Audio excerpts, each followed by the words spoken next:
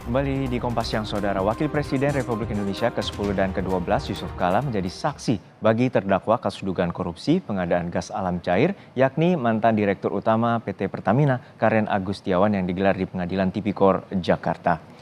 Yusuf Kala hadir di Pengadilan Tipikor menjadi saksi meringankan bagi terdakwa Karen dengan membantah dakwaan dari jaksa yang menyebut Karen terlibat dalam proyek pengadaan LNG yang merugikan negara. Yusuf Kala dihadirkan kaitannya dengan perintah jabatan yang mana saat itu JK masih menjabat sebagai wakil presiden. KPK sebelumnya menyatakan menghadirkan saksi meringankan merupakan bagian dari proses hukum. Kubu terdakwa bisa memberikan pembuktian terbalik atas tuntutan jaksa dalam kasus pengadaan LNG di PT Pertamina.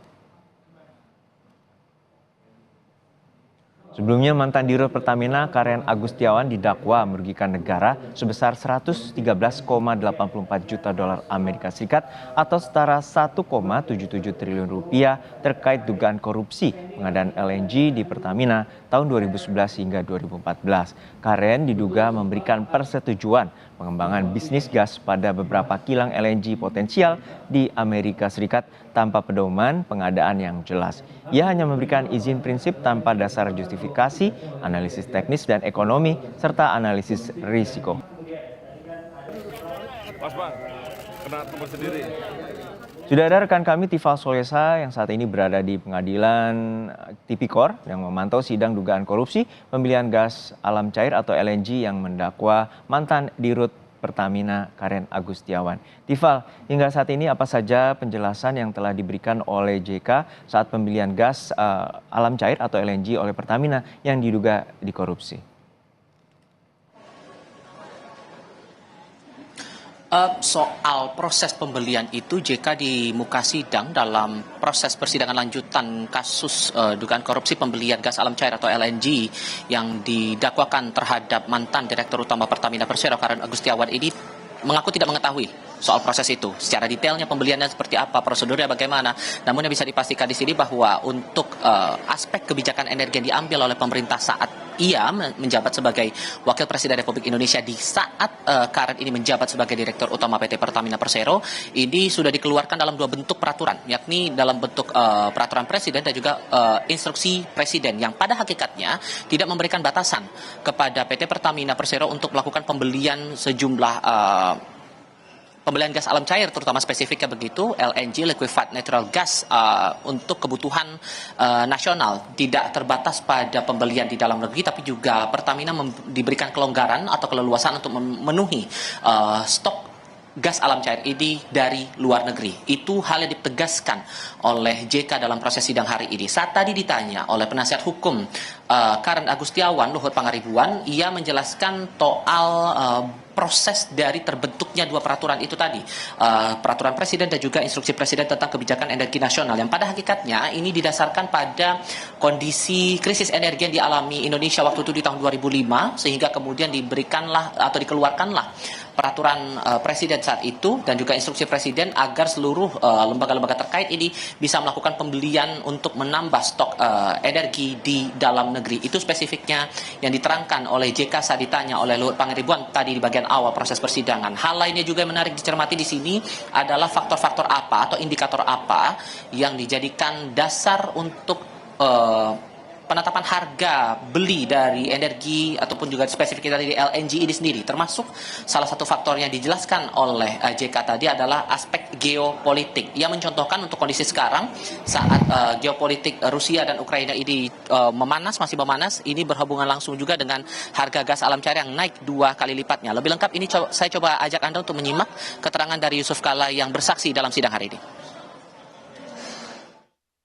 Energi, khususnya gas, itu sangat dipengaruhi pertama oleh tingkat produksi gas di dunia ini. Kedua, oleh geopolitik. Ketiga, ditentukan oleh iklim. Nah, pada saat ini geopolitiknya adalah Rusia menutup suplai gasnya ke Eropa karena perang Ukraina dengan Rusia, sehingga harga LNG naik luar biasa, bisa mencapai $16 dari sebelumnya hanya 7 menjadi 16. Artinya supply berkurang akibat Rusia menahan dia punya LNG.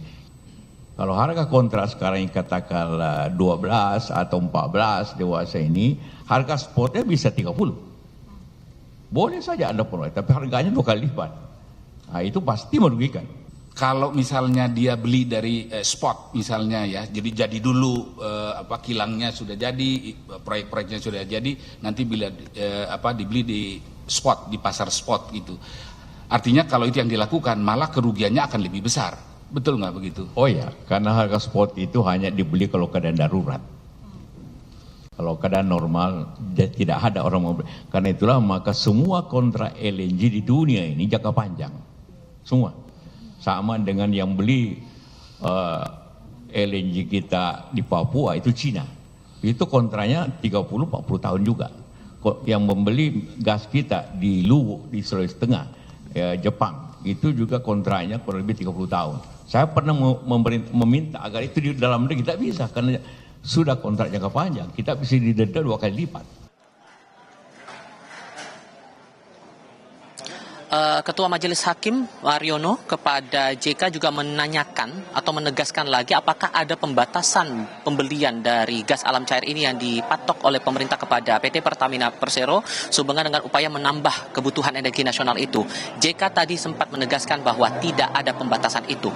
Dan ini kembali lagi pada peraturan yang dikeluarkan oleh pemerintah, yakni di Peraturan Presiden nomor 5 tahun 2006 dan Instruksi Presiden nomor 14 tahun 2011. Kita coba ingat lagi dalam dakwaan yang dilayangkan oleh jaksa dari Komisi Pemberantasan Korupsi disebutkan di sini bahwa Karen Agustiawan ini didakwa melakukan tindakan melawan hukum dengan membuat kontrak perjanjian dengan perusahaan asal Amerika Serikat Corpus Christi Liquefaction dalam upaya membeli LNG saat ia menjabat sebagai Direktur Utama Pertamina Persero. Ia didakwakan memperkaya diri sendiri sebesar 1 miliar lebih dan memperkaya korporasi CCL LLC sebesar 113 juta dolar Amerika Serikat.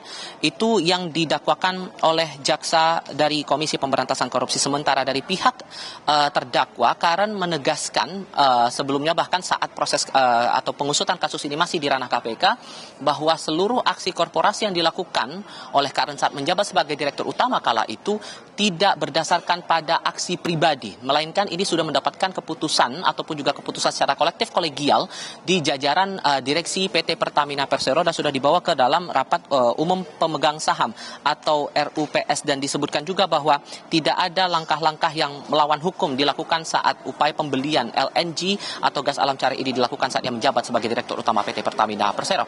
Jodoh. Baik, terima kasih atas laporan lengkap Anda, Jurnalis Kompas TV, Tifal Soesa dari Pengadilan Tipikor Jakarta.